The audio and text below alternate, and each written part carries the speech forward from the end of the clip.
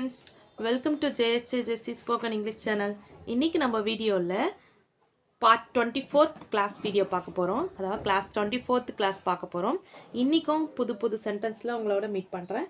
வாங்க வீடியோக்குள்ள போலாம். ஊட்டி குன்றுகளுக்கிடையில் அமைந்துள்ளது. சோ இது எப்படி இங்கிலீஷ்ல சொல்லலாம் அப்படினு பாத்தீங்கன்னா ஊட்டி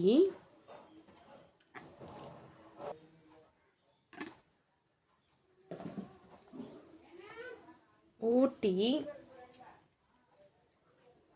is situated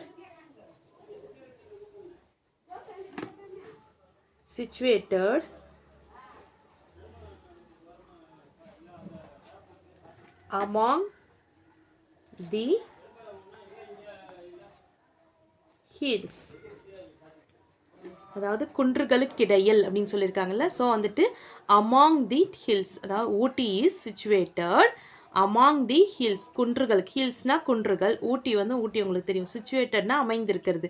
அப்போது குன்றுகளுக்கிடையில் அப்படின்றதுனால அமாங் தி ஹில்ஸ்ன்னு சொல்லியிருக்காங்க. ஸோ அமாங்னா இடையில், அப்போ குன்றுகளுக்கு இடையில் அமைந்திருக்கு அப்படின்றத, ஒன்றுத்துக்கு நடுவில் இருக்குது அப்படின்றத நம்ம அமாங் தி ஹில்ஸ் அப்படின்னு சொல்கிறோம். ஓகேங்களா, அமாங்ன்ற வேர்ட் நம்ம யூஸ் பண்ணுறோம். அவன் நரைத்த முடியுடைய மனிதன். இதை எப்படி இங்கிலீஷ்ல சொல்லலாம்? He is a man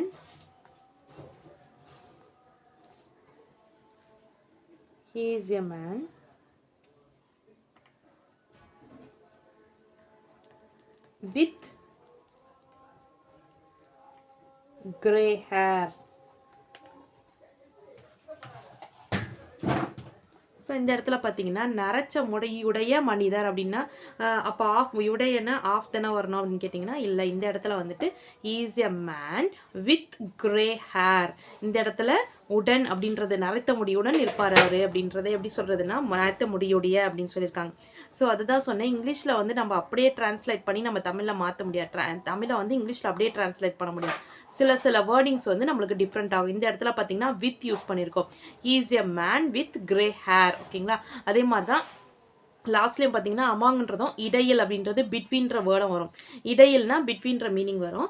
but பிட்வீன்றது ஒரு சில இடத்துக்கு தான் வரும். எந்தெந்த இடத்துல எது வரணுன்றது நம்ம யோசிச்சு பார்த்துக்கணும். ஓகேங்களா, so Ooty is situated among the hills. So ஊட்டின்றது குன்றுகளுக்கு நடுவில் இருக்குது, குன்றுகளுக்கு இடையில் இருக்குது அப்படின்னு சொல்லுவோம். ஓகேங்களா, இது அதே மாதிரி அவன் நரைத்த முடியுடைய மனிதன் அப்படின்றது he is a man with grey hair அப்படின்னு தான் சொல்லணும். ஓகேங்களா, he is a man with grey hair. Next one, அவன் கொள்கையுடைய மனிதன். அவன் கொள்கையுடைய மனிதன். இது எப்படி இங்கிலீஷ்ல சொல்லலாம்? he is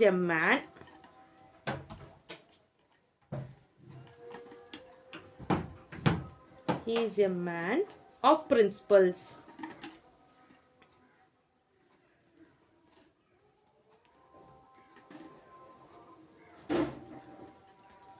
so he is a man of principles. So இவனுக்கு பிரின்சிபல்ஸ் ரொம்ப அதிகம், அதாவது கொள்கையாக இருக்குது, கொள்கை ரொம்ப அதிகம், கொள்கையுடைய மனிதனாக இருக்கிறான் அப்படின்னு சொல்கிறதுக்கு he is a man of principle. நீங்கள் கேட்கலாம், ஃபஸ்ட்டு வந்து நரைத்த முடியுடைய மனிதன் அப்படின்றதுக்கு he is a man with grey ஹேர்னு கொடுத்துருக்கோம்.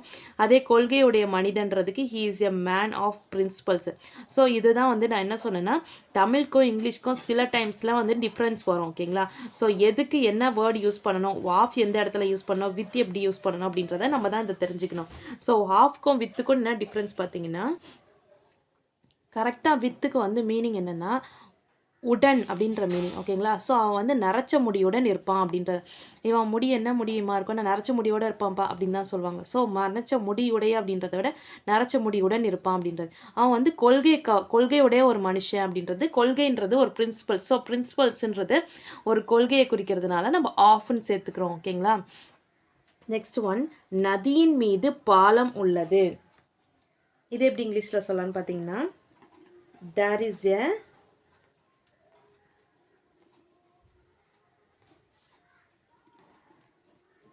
bridge over the river. There is a bridge over the river. So நதியின் மீது பாலம் உள்ளது. இதுக்கு வந்துட்டு மேலே அப்படின்றது மீனிங் தான் வரும். ஸோ மீதின்றது மேலே தான். ஸோ மேலேன்றதுக்காக ஆன் தி சேர்க்கலாமா? இல்லை, ரிவர்ன்றதுனால ஓவர் தி ரிவர் அப்படின்னு சொல்லணும். ஸோ ஒவ்வொன்றுத்துக்கும் ஒவ்வொரு மீனிங் வரும். இப்போ நம்ம ஒவ்வொன்றுத்தையும் நம்ம இப்போ டேபிள் மேலே இதை வை அப்படின்னு சொல்கிறோம். அதே மாதிரி நதி மேலே பாலம் இருக்குது அப்படின்னு சொல்ல மாட்டோம். நதியின் மீது பாலம் உள்ளது அப்படின்னாலும் ஒவ்வொரு இடத்துக்கும் இங்கிலீஷ்க்கும் தமிழுக்கும் வேரியன்ஸ் வரும், கொஞ்சம் கொஞ்சம் டிஃப்ரென்ஸ் வரும். ஓகேங்களா? ஸோ அதே மாதிரி இது மாதிரி over the bridge, over the ஏதாவது ஒரு மேலே இருக்குது, அதுக்கு மேலே ஒரு விஷயம் போயிட்டு இருக்குது, அதாவது நதியின் மேலே பாலம், பாலம் வந்து மூவிங்கில் இருக்குது. ஓகேங்களா? அது வந்துட்டு இருக்கிற ஒரு பொருள். இப்போ on the table, on the table, இப்போ டேபிள் மேலே இந்த புத்தகத்தை புக் ஆன் தி டேபிள் அப்படின்னா புக் டேபிள் மேலே புக் இருக்குது. ஓகேங்களா? அது மாதிரி இல்லாமல் இந்த சம்டைம்ஸ் வந்து ஆன்க்கு பதிலாக நம்ம ஓவரும் சேர்த்துக்கணும். அது வந்து ஒரு சில இடத்துக்கு மட்டும்தான் சேர்த்துக்கணும். இது மாதிரி ரிவர், இது மாதிரி இடத்துக்குலாம் வந்துட்டு நம்ம ஓவர் சேர்த்துக்கணும். ஓகேங்களா? நெக்ஸ்ட்டு சுவரை தாண்டி பந்தை எறி. இதை எப்படி இங்கிலீஷில் சொல்லலான்னு பார்த்தீங்கன்னா throw the ball. Throw the ball over the wall. சுவத்தை தாண்டி பந்தை எறினா த்ரோ தி பால், அதாவது த்ரோ பண்ணு, தாண்டி எரி அப்படின்றதுக்கு throw the ball, over the வால், சுவத்தை தாண்டி எரி அப்படின்றதுக்கு ஓவர் தி வால்னு கொடுத்துருக்காங்க. ஸோ தாண்டி அப்படின்றதுக்கும் ஓவர்ன்ற வேர்டை நம்ம யூஸ் பண்ணலாம். ஓகேங்களா? சில நேரம் மீது அப்படின்றதுக்கும் நதியின் மீது பாலம் உள்ளதுன்றதுக்கும் ஓவர் தி ரிவர்னு கொடுத்துருக்காங்க. அதே மாதிரி சுவரை தாண்டி அப்படின்றதுக்கும் ஓவர் தி வால் அப்படின்னு கொடுத்துருக்காங்க. ஸோ இந்த வந்துட்டு ஒரு சில வேர்ட்ஸ் வந்துட்டு நம்ம தெரிஞ்சுக்கணும். ஆன் ஆஃப்ன்றது நம்ம ஃபெமிலியரான வேர்ட்ஸ், பட் ஓவர் இதெல்லாம் நம்ம அதிகமாக யூஸ் பண்ணுறது கிடையாது. ஸோ இந்த ஓவர் இதெல்லாம் வந்து நம்ம எங்கே யூஸ் பண்ணுறோன்னு பார்த்துட்டு கரெக்டாக நம்ம அதை யூஸ் பண்ண தெரிஞ்சுக்கணும். ஓகேங்களா? விமானம் கடலை கடந்து பிரான்ஸை நோக்கி பறந்தது. இது எப்படி இங்கிலீஷில் சொல்லலாம்? So the aeroplane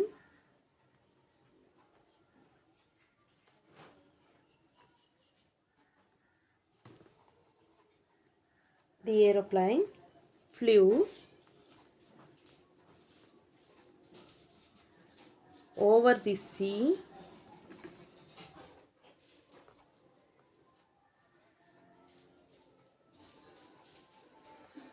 to France.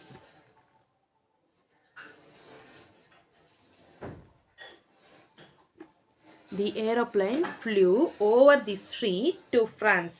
ஓகேங்களா? ஸோ இந்த இடத்துலையும் ஓவர் யூஸ் பண்ணியிருக்கோம். ஸோ ஒரு சில இடத்துல நம்ம மீதுன்றதுக்கும் மேலன்றதுக்கும் கடந்துன்றதுக்கும் நம்ம வந்துட்டு ஓவர்ன்ற வேர்டை யூஸ் பண்ணலாம். ஸோ இந்த ஓவர்ன்ற வேர்டை நம்ம ஃபெமிலியரான வேர்டாக மாற்றிக்கணும். ஓகேங்களா? ஸோ ரொட்டீனாக ஒரு சில வேர்ட்ஸே நம்ம யூஸ் பண்ணாமல் இது மாதிரி நியூ வேர்ட்ஸை நம்ம யூஸ் பண்ணிக்கணும். ஓகேங்களா? நெக்ஸ்ட்டு பறவை பாலத்தின் மீது பறக்கிறது. இது எப்படி இங்கிலீஷில் சொல்லலாம்? The bird is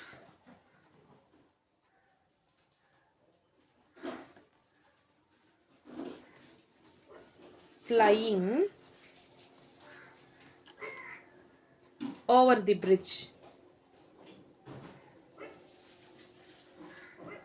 ஸோ மேலே அப்படின்றதுக்கு ஓவர்ன்ற வேர்ட் நம்ம யூஸ் பண்ணுறோம். ஸோ ஆன் யூஸ் பண்ணாமல் ஓவரும் நம்ம யூஸ் பண்ணலாம். ஓகேங்களா? The bird is flying over the bridge. Okay, the bird is flying over the bridge. படகுகள் பாலத்திற்கு அடியில் உள்ளன. இது எப்படி இங்கிலீஷில் சொல்லலாம்? The boats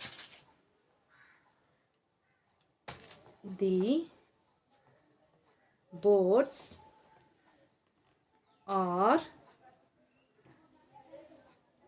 under the bridge. over the bridgeனா மேலே, under the bridgeனா கீழே. ஓகேங்களா? பாலத்திற்கு கீழே உள்ளது, பாலத்திற்கு அடியில் உள்ளது, அடியில் அப்படின்றதுக்காக. மேலே அடியில் அப்படின்வாங்கல்ல, அதாவது மீதுனா மேலே. ஓகேங்களா? அடியில் அப்படின்றதுனால கீழே. ஓகேங்களா? ஸோ கீழே அப்படின்றதுக்காக நம்ம அண்டர் தி பிரிட்ஜ்னு யூஸ் பண்ணுறோம். The birds are under the bridge. Okay, next one. Raman கோபாலுக்கும் கோவிந்துக்கும் இடையில் நிற்கிறான். இது எப்படி இங்கிலீஷில் சொல்லலாம்? Ram is standing. ராம் நிற்கிறான்னு போட்டிருக்குங்களா? அப்போ நின்று கொண்டிருக்கிறான்னு அர்த்தம். ஓகேங்களா? அதனால நம்ம ப்ரெசன்ட் கண்டினியூஸ் டென்ஸில் சொல்கிறோம். ராம் இஸ் ஸ்டாண்டிங் between, betweenனா இடையில், between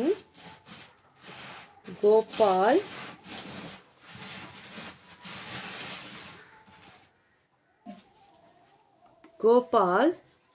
and Govind. Ram is standing between Gopal and Govind.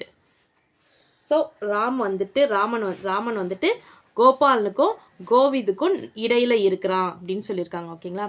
Next Raman சீதைக்கு முன்னால் இருக்கிறார், சீதை ராமனுக்கு பின்னால் இருக்கிறார். இது எப்படி இங்கிலீஷில் சொல்லலாம்? Ram is in front of Sita. அதாவது முன்னால் நிற்கிறார் அப்படின்றதுக்கு in front of அப்படின்னு சொல்றோம். என்ன வேர்ட் நல்லா பார்த்துக்கோங்க. in front of Sita. Sita is standing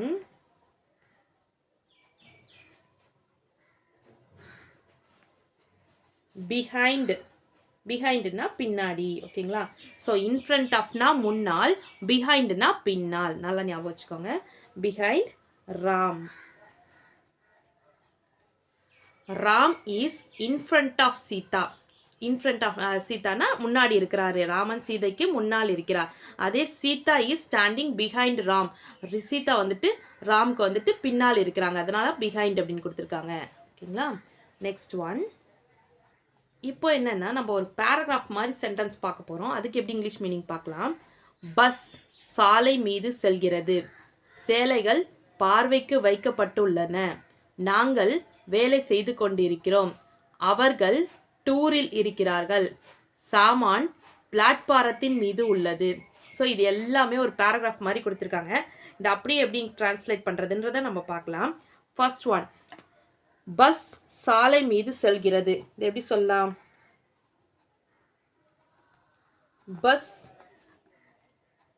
run on the road.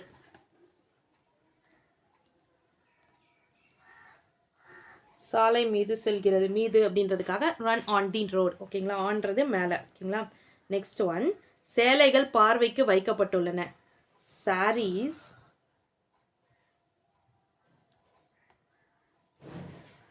are on display. Sarees are on display. Next, நாங்கள் வேலை செய்து கொண்டிருக்கிறோம். இது எப்படி இங்கிலீஷ்ல சொல்லலாம்? We are on duty. on dutyனா வேலையில் இருக்கிறோம் அப்படின்றது தான் on duty அப்படின்னு சொல்கிறோம். ஸோ இது எல்லாமே ஆன்ற வேர்டே வரும். ஓகேங்களா. அதாவது bus run on the road, bus சாலை மீது செல்கிறது. ஓகேங்களா. Next, sarees are on display. Display மேலே சாரீஸ் வச்சுருக்காங்க, அதாவது பார்வைக்கு வச்சுருக்காங்க. அப்போ டிஸ்பிளேல தான் வச்சுருக்காங்க, டிஸ்பிளே மேலே சாரீஸ் வச்சுருக்காங்க. அடுத்தது வந்துட்டு நாங்கள் வேலை செய்து கொண்டிருக்கிறோம். அப்போ we are on duty, on டியூட்டியில் இருக்காங்க. ஓகே. நெக்ஸ்ட், அவர்கள் டூரில் இருக்கிறார்கள். இது எப்படி இங்கிலீஷில் சொல்லலாம்? they are on tour. டூரில் இருக்கிறாங்க அப்படின்றதுக்கும் ஆன் தான், டூரில் இருக்கிறார்கள் அப்படின்றதுக்கும் ஆன் தான் மீனிங் வரும். ஓகேங்களா. நெக்ஸ்ட் ஒன், தி லக்கேஜஸ், சாமான் பிளாட்பாரத்தின் மீது உள்ளது. தி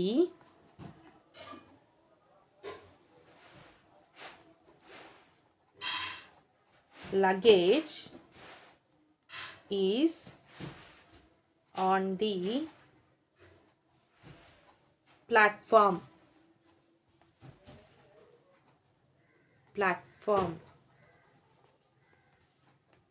ஸோ இந்த இடத்துல பார்த்தீங்கன்னா எல்லாமே ஆன் யூஸ் பண்ணியிருக்கோம்.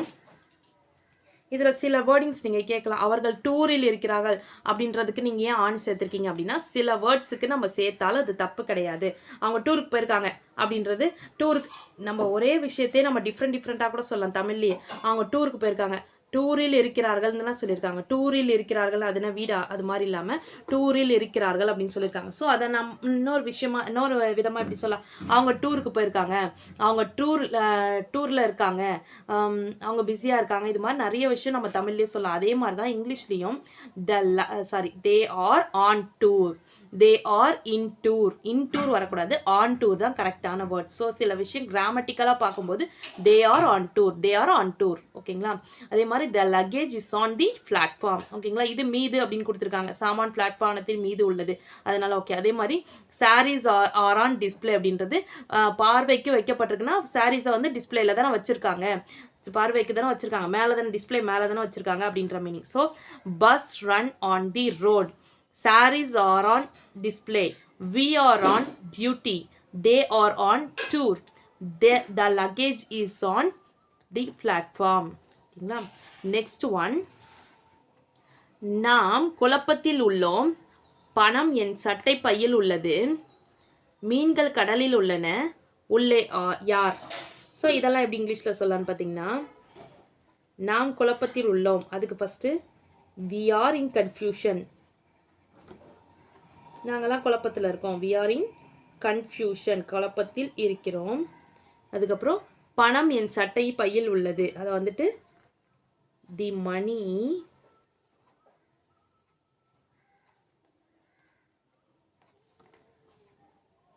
is in my pocket.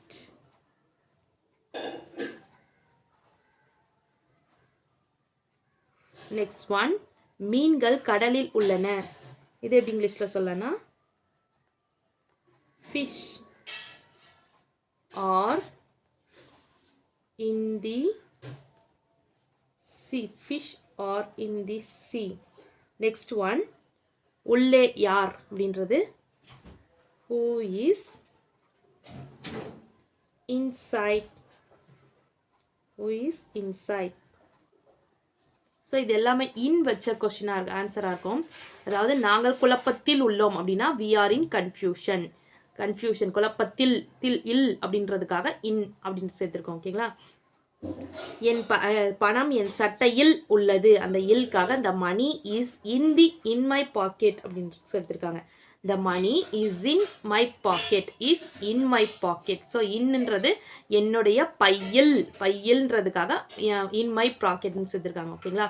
Next மீன்கள் கடலில் உள்ளன அப்படின்னா fish are in the sea, fish are in the sea, அதாவது கடலுக்குள்ள தானே மீன் இருக்கும், ஸோ கடலில் இருக்கிறது அப்படின்றதுக்கு in the sea.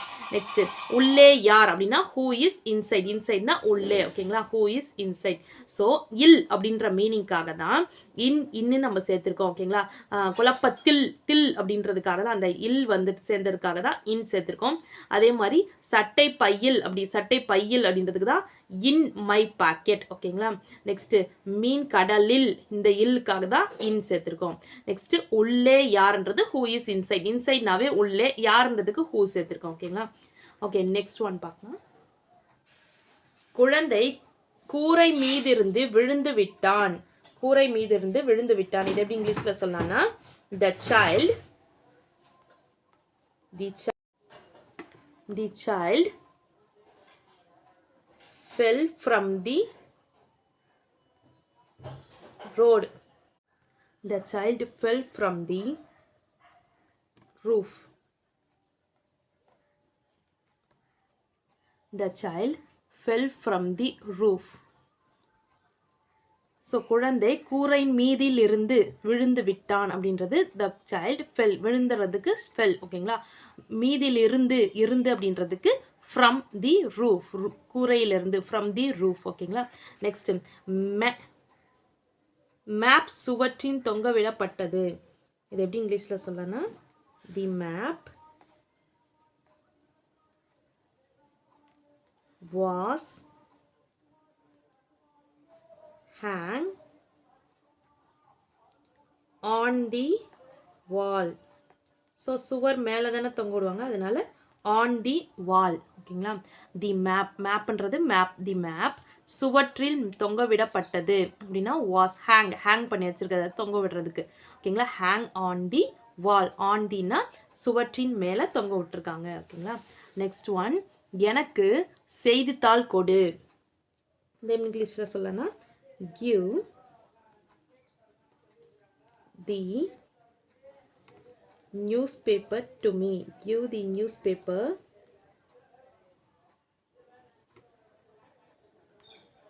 to me. எனக்கு செய்தித்தாள் கொடு.